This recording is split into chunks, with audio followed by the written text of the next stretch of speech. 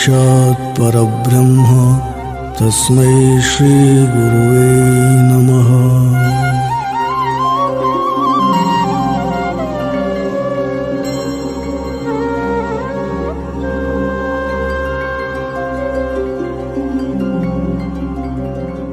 Wonder of Wonders, English rendering of Paramahamsa Sadguru SriSatupasi's Kannada classic Mahadascharya, Chapter 20. Om Shri Gurudattaya Namaha. He that loaded sandy merchandise. He went to Sandy at his father's behest and slept through without a care in the market din. Darkness filled the night as the Sandy became the open field. As he walked swinging his empty hand, someone came carrying sandy purchases. Loading him with sandy bags, he asked him to go home with smile. My Appaya didn't scold, abuse any others in our house. Didn't strike even once. To me, however, severe punishment. Beat me ruthlessly, black and blue. This one is a vagabond, fit for nothing, with his refrain. One day he thought, let him know what responsibilities must be taught working for a living and do sandying, the ordinary business of life. Thinking it would be good if he goes to work at Chalakere, he said to our neighbor, Vaddara Bandeppa, take my boy also for your construction work like digging for foundation and for bringing size stones. The Yugadi festival was 7 or 8 days to go.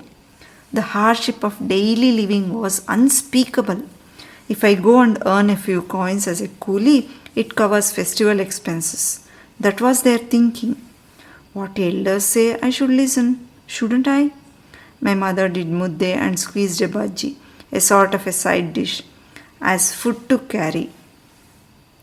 When I go to work, I was very fond of butter, cream of milk and butter.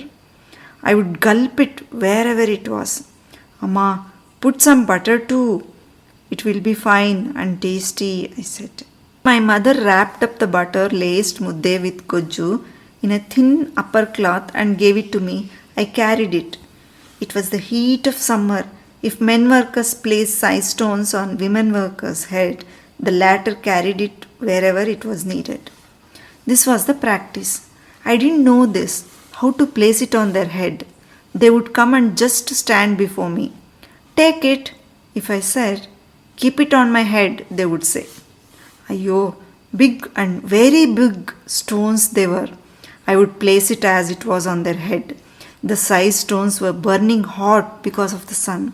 My palms had swollen red due to continuous lifting and placing it on their heads. I was loading it, saying to myself, what to do? We were let off for lunch around 1 in the noon. When they let us off for food, I would get away from here, saying, I will eat mudde and come back. Come what may, I was telling myself. At 1 in the noon, we were let off for lunch. There is water in the BC mills. Go there and eat, they said. It's fine, I said, and waited for all others to go. Collecting my butti, I came back homeward through the middle of the Vijinati tank. I was hungry. I will eat here, no over there, I'm thinking. Don't know how it is, buttered squeezed gojju. Bandeppa may see me, may come in search of me. Such fears alone haunt me. Must go somewhere, hide myself and eat. That is why I had come straight. Walking with such intent, I came near Ganganna's Kapile. He had dug a new well and had built a water tank. I came straight here. As I approached the Kapile gate, someone crossed me from the Upparati side. He was wobbling, swaying this side and that. Appa, Ayappa, famished Appa, can't walk, hungry I am, he said. If I was thinking how soon I can eat and then go home, he had come right at that time. From where are you? Which is your place? I asked. Neggenalli, he said. Didn't eat at home? I asked. None gave me a morsel on the way. My stomach is hunger-ridden very much, Appa, he said. Come, let each one of us eat half, I said, and taking him near the water tank. Give me, brother, give, he was demanding, trying to grab. I was thinking of giving half the butti. I too must eat. Look how my hands are. I am also hungry. If I say this, he doesn't seem to care at all. He was trying to grab and I have held it firm. If I say, let us eat half off, you seem to snatch the whole thing from my hand. Do you keep quiet until I give? I said. No, he said. A little later, took it away from me forcibly. He has begun eating from it right before me. What was there for me to do? I kept quiet. Eat, mister. I don't know how hungry you have been. I think that I am hungry. But how famished he is, who knows? He says, had nothing for the last 3 days. At least I had eaten in the morning, I told myself. I went out and drank plenty of water. Go, mister, I said, and walked towards home. I was afraid people at home would think, look, the fellow has already come so early. And so I went to the irrigated land behind the tank. Didn't go home, though darkness had replaced the light of the day. Fear had gripped. Bandappa will go home and tell all. What do I do now? When my mother has indeed asked Bandappa, what Bandappa, didn't our boy come? He has replied, what kind of a boy is he? Good for nothing boy. When let off in the noon for meals, he has gone away.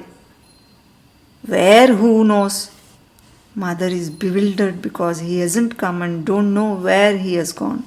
She has begun to regret sending him for coolie. We never sent him for coolie, as he left us never to come home. Mother felt and asked, at what time did he go? Gone at 1 alone, mother. No trace of him. We let him off to eat mudde. He has reported, besides adding, if such one is trusted for coolie work, certain, very big and fantastic will be his work. Sarcastically he has told. Mother didn't inform this to Appa. I went home when it was complete dark. Amma asked, yes, I say, where had you gone? You know it, mother. Don't you know? I had gone to Chalakere for construction work, I replied. But Bandappa tells me that you left at 1 in the afternoon alone. How come? She asked. It happened, you know. Look at my palms. How swollen and inflamed it is. Look how sore it is, I said. Leave it at that. Now what will you do for tomorrow? She asked. Me? I'm not going, no mother, I said. By then Appaya had come to know about my dropping out. He said, did he do so? And abused. What to do then for this wayward fellow? He wondered. Within a week, he thought, this fellow must be taught sandy-gandy bringing, the business of living in the world. My mother was going for coolie, weeding out, that and this. That week, she was going to Tippaja's lands. This week, coolie will be dispersed near the structure around the bunny tree. Take the sandy bag and do the sandy. If you do sandy-gandy, you would learn doing the weekly sandy, my mother said. I said yes. My mother put into the sandy bag several boxes and bags and listed things to be bought. Don't know when they disperse, keep this 2 rupees in your pocket. If you feel hungry, eat something at Chalakere, my mother said, putting 2 rupees in my pocket. With that 2 rupees in my pocket and the sandy bag in my hand, I went near the bunny tree. Mother had said they would themselves come and give. I sat there thinking, what to do till then? Beside the structure, I lied down, keeping the bag aside. Woke up when it was dark after the sunset. Everyone had left after doing the sandy. None in the sandy. Sandy bags had all become empty. What to do? Poor Tippaja's people will have come and gone. Who would give coolie to one asleep? Woke up. What to do? What do they do if I take an empty bag? What happened? What became of my life? Oh God, what to do? What else? My 2 rupees in the packet was as it was, intact. Throwing the sandy bag across my shoulders, I walked home. I was about to take a left turn near the petrol bunk on the Bangalore road. An Ajja-like elderly person, bent and belching, carrying a heavy load, is coming from the market side. Despite my trying to avoid him, he came opposite to me and fell down along with his load. Hey, can you not see? Look, my vegetables is all scattered on the ground, he shouted at me. What, Tataya? The more I tried to avoid, the more you moved on me. What can I do? I said. Collecting vegetables lying scattered, he put it into his bag. Like to buy vegetables? He asked. What shall I do? No money I have, I said. Check how much you have, see? That Ajja bargained. I don't have any money, I said. Not even 2 rupees. Of course I have 2 rupees. Care to give this for 2? Asked in disbelief. Give me then quick what you have, yes, he said. He collected 2 rupees. I had not brought so much vegetables since the time of the birth of my father and mother. Carrot, brinjals, greens, onions, all types of vegetables. All my bags are filled to the full. Carrying all those, I came home. I was immensely happy. Back home, Tippaja people have come home and dispersed the coolie. Didn't you find our boy? They are asked. No, we didn't find, they said, and have paid the wages.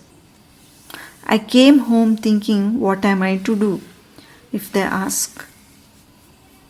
How did you bring if they ask? What coolie wages was paid here? How did you sandy? I say, they asked. Even in such a situation, I didn't say, it happened this way. I have brought doing sandy by borrowing. Tippaja people, I couldn't find however much I searched.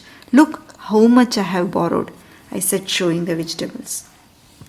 How do you pay back the loan? Asked mother. Somehow, I said. I didn't tell them it happened this way. What is the use? Then you go to the sandy next week too, every week. They will say. No, I won't. Once again I won't. Somehow I will manage to repay the debt, I said. Then my father said, who gives debt to this fellow like this one? Son of mine. Look at his face. Does it inspire credit? Oh, tells a story. Raised a loan and bought. When everyone has left the sandy, this fellow holding his bag must have begged. What do the vendors do? He gives some, they give some. Come here and tells that he has brought. I kept quiet. Let him say what he likes. What use is there in telling or not telling? Such one is the Mahime of Paramatma. I said to myself and went to my mother and said, Amma, look, hereafter I don't go to the sandy. For you, it's all the same. Look at this Appa, how he reacts. It is the same. What kind of good, excellent vegetables I have brought, or how I have brought them on loan, I said, inaudible to Appaya. It's over now, eat and sleep, she said. This is what is written in the Mangalarati. Loading the sandy bag, he said, smile, go smiling. Om Tat Sat, Om Tat Sat, Om Tat Sat.